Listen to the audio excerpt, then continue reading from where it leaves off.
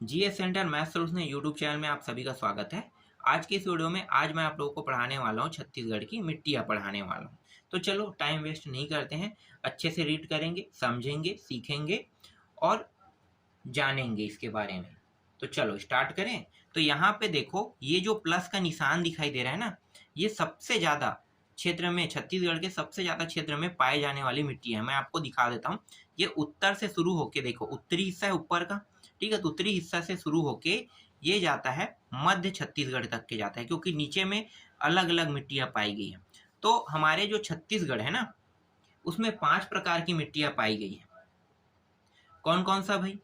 एक है लाल पीली मिट्टी, मैं नाम ऐसे ही बता देता हूँ, उसके बाद इन सभी के बारे में जिक्र करूंगा। 5 प्रकार की मिट्टियाँ पाई गई है। पहला है लाल पीली मिट्टी, दूसरा है लाल बुलई मिट्टी, तीसरा है लैटराइट मिट्टी, चौथा है लाल दोमट मिट्टी, पांचवा है काली मिट्टी। इस प्रकार से 5 मिट्टियां जो है छत्तीसगढ़ में पाई गई हैं। अब इन सभी मिट्टियों के बारे में बारीकी से अध्ययन कर लेते हैं, क्योंकि इसमें इम्पोर्टेंट क्या है, और वो जो इम्पोर्टेंट है यहीं से प्रश्न अब तक के बने हैं। ऐसा नहीं है कि जो इम्पोर्टेंट नहीं है वहां से प्रश्न बनेगा। जो मैंने अभी आपको नहीं बताया ना, वो वहां से प्रश्न बनते हैं। तो चलो देखते हैं। सबसे पहले हम देखने वाले हैं सबसे अधिक क्षेत्र में पाई जाने वाली मिट्टी जो है, ये प्लस का निशान आपको दिखाई दे रहा है, ये है लाल पीली मिट्टी। तो देखो यहाँ पे लाल पीली मिट्टी के बारे में मैंने कुछ लिखा है, ठीक है। लाल पीली मिट्टी के बारे में देखो, लाल पीली मिट्टी का स्थानीय नाम है मटासी। क्या है? मटासी। अगर आपसे प्रश्न पूछा जाए कि लाल पीली मिट्टी का स्थानीय नाम क्या है, तो आपको क्या आंसर देना है? मटासी देना है। ये लाल रंग क्यों है और पीला रंग क्यों है इस मिट्टी में, अगर ये भी पूछा जाए तो इसका भी जवाब आपके पास होना चाहिए। लाल रंग जो है ये है फेरस ऑक्साइड के कारण है। किसके कारण? Ferrous oxide. और पीला रंग जो है इस मिट्टी में जो पाया गया है वो है फेरिक ऑक्साइड के कारण है। देखो थोड़ा सा अंतर है, फेरिक और फेरस। Fe2 और Fe3, यहाँ पे 2 और 3 का अंतर है। 2 इसमें पाया गया इसलिए इसे फेरस बोला जाता है, और इसमें 3 पाया जाता है इसलिए इसे फेरिक बोला जाता है। बाकी ऑक्साइड दोनों के साथ है। तो लाल रंग जो है वो फेरस ऑक्साइड के कारण है, और पीला रंग जो है वो फेरिक ऑक्साइड के कारण है।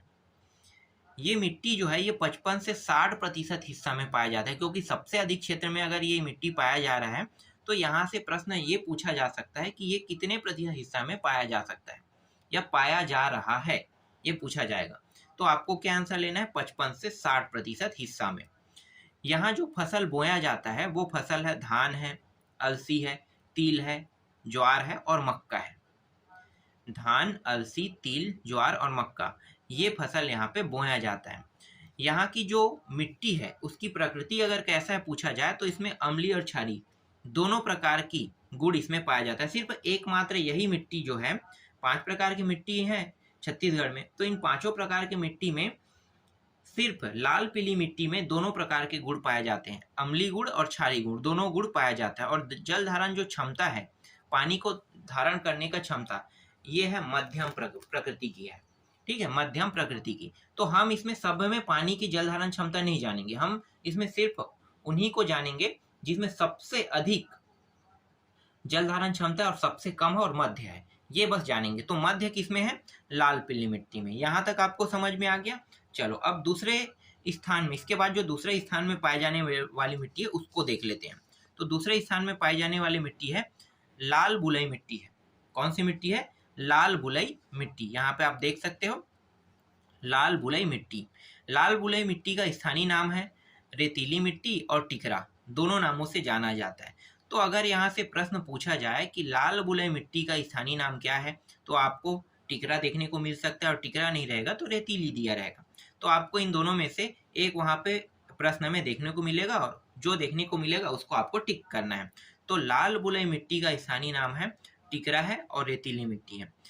ये जो है ये 30 से 35% हिस्से में पाया जाता है, छत्तीसगढ़ के 30 से 35%। आप देख सकते हो यहाँ पे ये जो निशान है ना, इस तरह के आपको निशान दिखाई दे रहा है, यही है लाल बुलई मिट्टी है। कौन सी मिट्टी है? लाल बुलई मिट्टी। ये जो है ये एरिया में देखा जाए तो ये बस्तर संभाग में फैला हुआ है, या फिर आप कह सकते हो दंडकारण्य, दंडकारण्य एरिया में ये फैला हुआ है।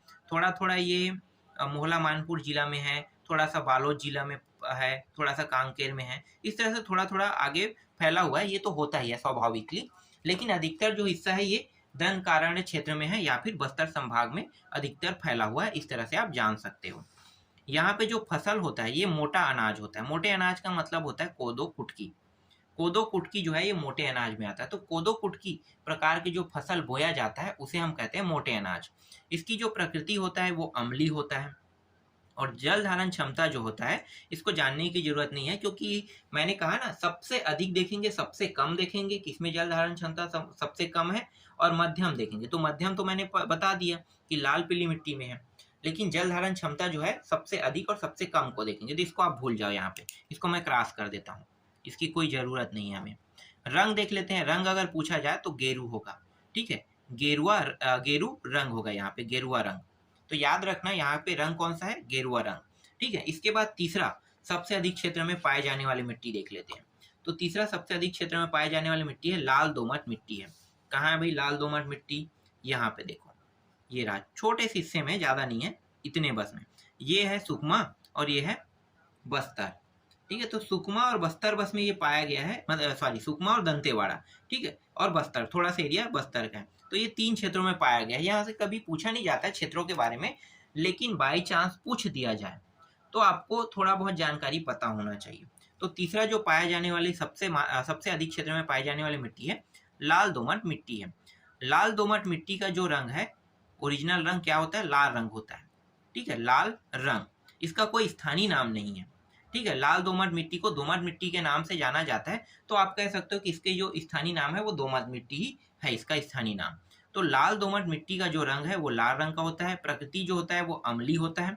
जल धारण क्षमता सबसे कम होता है, सबसे कम। और इसमें भी फसल जो है मोटे अनाज जैसे कोदो कुटकी। ठीक है, फसल मोटा अनाज इसमें भी बोया जाता है। अब ये जल धारण क्षमता का मतलब आप समझते हो, नहीं समझ में आ रहा है मुझे पता है, चलो मैं बता देता हूँ। सबसे कम जल धारण क्षमता, ऐसी मिट्टी जिसमें अभी अभी बारिश हुई, समझो ना, अभी अभी बारिश हुई और बारिश होते ही वो तुरंत के तुरंत जल को नीचे सोख देता है। ऐसा लगता है कि वहां अभी बारिश ही नहीं हुआ है, पता ही नहीं चलता कि बारिश हुआ है या नहीं हुआ है। जल को डायरेक्ट सोख देता है बहुत जल्दी, समझना ना, बहुत जल्दी सोख देता है। तो पानी कितनों भी बारिश हुआ हो, लेकिन पता चलता है कि वहां बारिश हुआ ही नहीं है, मतलब ऐसे लगने लगता है हमें कि बारिश हुआ नहीं। जो पानी को जमीन के अंदर ज्यादा जितनी तेजी से सोखता है वही कहलाता है जल धारण क्षमता कहलाता है। तो इसमें जल धारण क्षमता सबसे कम है, क्योंकि पानी को ऊपर में लंबे समय से नहीं रोक सकता।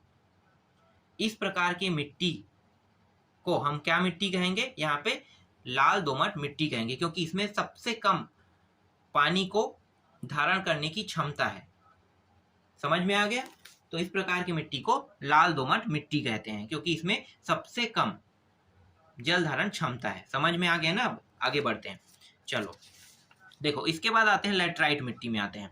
लेटराइट मिट्टी देखो, यहाँ पे कुछ कुछ हिस्से में यहाँ भी है, ठीक है, और कुछ हिस्से में यहाँ पे है, बीजापुर वाला एरिया है, बीजापुर में कुछ हिस्से में है, यहाँ पे कवर्धा मैकल पर्वत श्रेणी के जो पीछे हिस्सा है इसमें भी दिया हुआ है। और ये जो है ये सरगुजा संभाग है, सरगुजा संभाग में ये पाया गया है ये मिट्टी। ये मिट्टी जो है बना कैसे, प्रश्न पूछा था, व्यापम का क्वेश्चन, इसलिए यहाँ पे मैंने लिखा है। ये जो लेटराइट मिट्टी है इसका स्थानीय नाम है मुरमी और भाठा। आप लोगों ने मुरमी देखा है, मुरमी के नाम से भी उसे जाना जाता है, या भाठा भी कहते हैं, भाठा एरिया। तो ये मुरमी ही है और कुछ अलग नहीं है, मुरमी या भाठा के नाम से जाना जाता है। इसका रंग जो होता है वो कत्था होता है। मुरमी का कलर तो आपको पता है ना, कौन सा कलर होता है, लाल जैसे दिखता है लेकिन लाल नहीं रहता है, कत्था कलर होता है। ठीक है, कत्था कलर। तो ये कत्था कलर वही गेरुआ कलर है और कोई दूसरा नहीं है। तो ये कत्था कलर होता है। यहाँ पे जो फसल बोया जाता है वो बागानी फसल होता है। बागानी का मतलब होता है जैसे कि आलू है, टमाटर है, चाय है, ये सब बागानी फसल में गिनती आता है। तो इस प्रकार की जो फसल बोया जाता है ना, इसे कहते हैं बागानी फसल। नाम याद रहेगा, बागानी का मतलब क्या होता है, आलू, टमाटर, चाय, लीची, इस प्रकार के फसलों को हम बागानी फसल कहते हैं। तो यहाँ पे मुख्य रूप से बोए जाने वाले फसल क्या है, बागानी फसल है। इसकी प्रकृति जो होता है वो होता है क्षारीय प्रकृति होती है। मिट्टी की जो प्रकृति होता है वो क्षारीय प्रकृति का होता है। ठीक है, तो 2 मिट्टी ऐसे हैं जो अम्लीय धारण करते हैं, 2 मिट्टी ऐसे जो क्षारीय गुण धारण करते हैं। बाद में मैं इसके बारे में और जिक्र करूंगा। यहाँ से जो व्यापम में प्रश्न पूछा गया था वो ये था कि इस मिट्टी का निर्माण कैसे हुआ है। तो इस मिट्टी का निर्माण हुआ है निश्चालन विधि से हुआ है। किस विधि से? निश्चालन विधि से। ये मिट्टी का उपयोग भवन निर्माण के लिए किया जाता है और ईंट निर्माण के लिए भी किया जाता है। यहाँ तक आपको समझ में आ गया? चलो आगे देखते हैं। इसके बाद यहाँ पे देखो, अंतिम जो मिट्टी है, पांचवा जो है वो काली मिट्टी है। ठीक है, काली मिट्टी को देखो इस प्रकार से मैंने बनाया है। ये यहाँ पे भी पाया गया है, यहाँ भी पाया गया है। ये मैकल पर्वत श्रेणी का जो हिस्सा है ना, यहाँ पे है और कुछ कुछ हिस्सा यहाँ पे है। तो यहाँ से अगर प्रश्न पूछ दिया जाएगा तो आपको पता होना चाहिए कि मैकल पर्वत श्रेणी के हिस्से में पाया जाता है। जो कमरधा, राजनांदगांव, कुछ कुछ हिस्से ये सब आते हैं ना, ये सब है, खैरागढ़, मोला मानपुर। तो यहाँ पे ये मिट्टी मुख्य रूप से पाई जाती है। और कुछ हिस्सा जो है ये है बलौदा बाजार वाला एरिया, उसके आगे है महासमुंद है। तो इन जगहों में ये मिट्टी पाई जाती है। खास तौर पे यहाँ से अभी तक ऐसा प्रश्न नहीं बना है कि ये मिट्टी किस जिले में पाई जाती है। अधिकतर जो प्रश्न बना है वो ये है कि काली मिट्टी का स्थानीय नाम क्या है? तो कन्हार है, भर्री है, रेगूर है। क्या क्या नाम है? कन्हार है, भर्री, रेगूर, तीनों नाम से जाना जाता है। कई जगह कन्हार बोला जाता है, कई जगह भर्री और कई जगह रेंगुर बोला जाता है। इस मिट्टी का निर्माण कैसे हुआ है? अगर प्रश्न पूछा जाए तो बेसाल्ट युक्त चट्टानों के अपरदन से इस मिट्टी का निर्माण हुआ है। यहाँ पे जो फसल बोई जाती है उस फसल का नाम है रबी फसल है। रबी फसल का मतलब गन्ना, चना और गेहूं। ठीक है, गन्ना, गेहूं, चना, ये फसल बोया जाता है। इसका जो रंग है वो काला रंग होता है। तो आप जानते हैं कि काली मिट्टी मतलब काला रंग रहेगा। अब ये काला रंग किस कारण होता है? तो ये होता है फेरिक टाइटेनियम के कारण होता है। फेरिक टाइटेनियम के कारण इसका रंग जो होता है, इस मिट्टी का रंग काला होता है। कुम्हार जो है ना, इसी मिट्टी से घड़ा बनाता है, काली मिट्टी से। याद रखना, कुम्हार किस मिट्टी से घड़ा बनाता है? जितनी भी मिट्टी के जो आइटम बनते हैं वो सब के सब काली मिट्टी से ही बनते हैं। इसकी प्रकृति जो होता है वो क्षारीय होता है और जल धारण जो होता है सब सर्वाधिक होता है। ठीक, यहाँ तक समझ में आएगा? तो इस तरह से मैंने पूरा पांचों मिट्टियों के बारे में अच्छे से बताया। चलो अब जो जो इम्पोर्टेंट है उसके बारे में थोड़ा सा और चर्चा कर लेते हैं, एक बार और दोहरा लेते हैं। तो देखो, सबसे अधिक यहाँ से प्रश्न पूछा जाता है कि जल धारण क्षमता किसमें है और सबसे कम किसमें है। ठीक है, और मध्यम किसमें है? तो तीन को जान लेते हैं। तो देखो, सबसे अधिक जल धारण क्षमता जो है ये है काली मिट्टी में है। किसमें है? काली मिट्टी में। याद रखना, जल धारण क्षमता का मतलब आपको समझ में आ गया ना। बारिश होगा और पानी को, थोड़ा भी बारिश होगा लेकिन उस पानी को स्टोर करके रख लेता है, मतलब जमीन के नीचे ना रिसने नहीं देता है। ये मिट्टी है काली मिट्टी। तो काली मिट्टी में जल धारण क्षमता सबसे अधिक होता है। सबसे कम होता है लाल दोमट मिट्टी में। लाल दोमट मिट्टी में सबसे कम होता है, जल धारण क्षमता सबसे कम होता है। याद रहेगा, सबसे अधिक काली मिट्टी में, सबसे कम दोमट मिट्टी कह सकते हो या लाल दोमट। दोमट से भी याद रखोगे आपको याद रहेगा। ठीक है, तो लाल दोमट मिट्टी में होता है। और मध्यम प्रकृति जो होता है वो होता है लाल पीली मिट्टी में होता है। ठीक है, जल धारण क्षमता मध्यम प्रकृति लाल पीली मिट्टी में होता है। अब यहाँ पे इसकी प्रकृति देख लेते हैं सभी में। ठीक है, तो दो ऐसे मिट्टी है जिसमें अम्लीय गुण पाया जाता है मिट्टी की प्रकृति, दो क्षारीय होता है और एक होता है दोनों होता है। तो देखो, दोनों पाए जाने वाला जो है वो लाल पीली मिट्टी है जिसमें अम्लीय और क्षारीय प्रकृति होता है। अब सिर्फ अम्लीय को देख लेते हैं कि किन किन में अम्लीय गुण पाया जाता है। तो अम्लीय है, एक तो दोमट में है और एक है लाल बुलाई मिट्टी में है, बुलाई मिट्टी। ठीक है, तो इसमें अम्लीय गुण पाया जाता है। बाकी जो बचा है ना, जो काली मिट्टी है उसमें क्षारीय गुण पाया जाता है। देखो, यह है काली मिट्टी, इसमें क्षारीय गुण पाया जाता है। और लेटराइट मिट्टी है, इसमें भी क्षारीय गुण पाया जाता है। ठीक, तो इस तरह से आप इसे याद रख सकते हो। नोट को देखो, नोट में क्या लिखा है?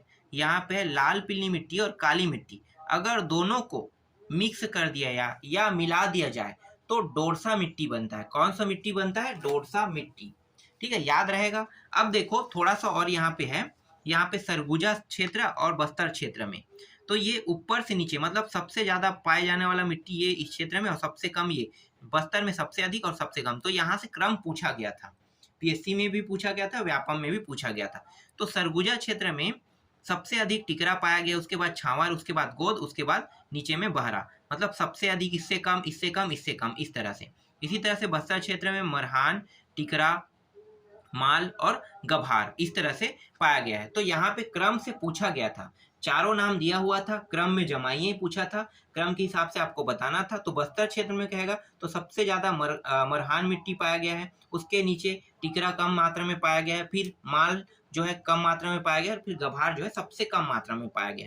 अगर सरगुजा में पूछा जाए तो आपको आंसर लेना है टिकरा, छावर, गाद और बहरा लेना है। इस तरह से इसका आंसर रहेगा। तो यहाँ पे मैंने पूरा छत्तीसगढ़ के मिट्टी के बारे में पूरी जानकारी आपको प्रोवाइड करा दिया है। आप इनको अच्छे से रीड करना, नोट्स बना के आप लोग रख लेना, जिससे आपको अच्छे से याद रहे।